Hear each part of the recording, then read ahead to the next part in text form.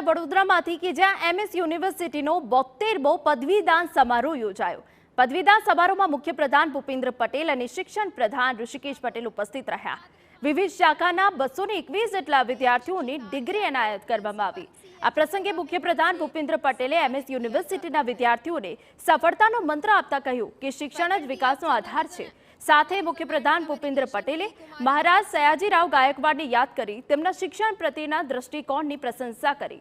ભૂપેન્દ્ર પટેલે યુવાઓને સંબોધતા કહ્યું કે આત્મવિશ્વાસ સાથે આગળ વધશો તો સફળતા ચોક્કસ મળશે અને તમે જે પણ ફિલ્ડમાં જાઓ ત્યાં સમાજ અને દેશને ઉપયોગી બનજો।